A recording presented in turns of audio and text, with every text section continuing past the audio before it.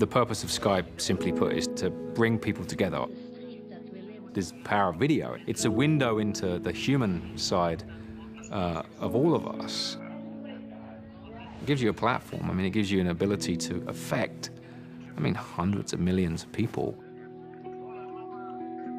We are truly, truly fortunate this morning to be able to be making a Skype call to speak with a Kenyan naturalist who is working with nobility in schools. Are you ready? Let's make the call.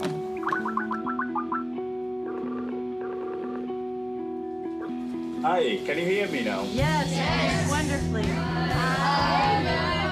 Skype in the classroom, it's very much sort of a grassroots beginning. We noticed that teachers were talking about how they use Skype as a new way of actually thinking about education. I've been teaching for a long time, and to me, school has never been about what goes on within four walls. It's always, you know, how can we knock the walls of the school down? There's nothing that compares to being able to actually meet students and teachers and experts from someplace else in the world. One of the most inspiring stories is between actually a school in Austin, who's actually is quite a drought-ridden place. They started working with a school in Kenya. Of course, the school in Kenya is experts in this area. Well, what we've been doing is tree planting, and we came up with root harvesting so that they can harvest rainwater during the rain season. That's cool. Watching my students experience this was one of the most incredible moments for me as a teacher. You can see them, you can see their facial expressions and them smiling when they talk. It's just like, oh my gosh. The kids in Kenya are just like we are. After an experience like today, it's hard not to just think, wow, there are people out there who really want to better the world and are working for it. We can actually do something. We took it to the next level and said, couldn't we help bring resources and projects together? It could be language teachers, for example, subject matter experts, but also things like co-teaching. To have a platform like this where we can sign up and create a circle of learning, for me as a teacher, I can't ask for anything more.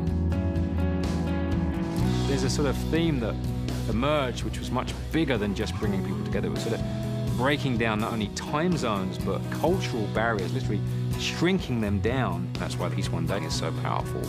With the support of Skype, we have created a global education resource focused on Peace Day. And Skype is the best way of reaching out to young people around the world.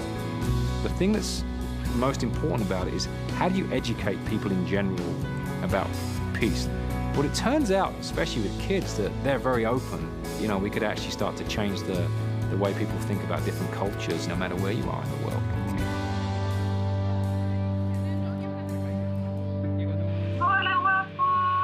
How are you? I love you, Mama.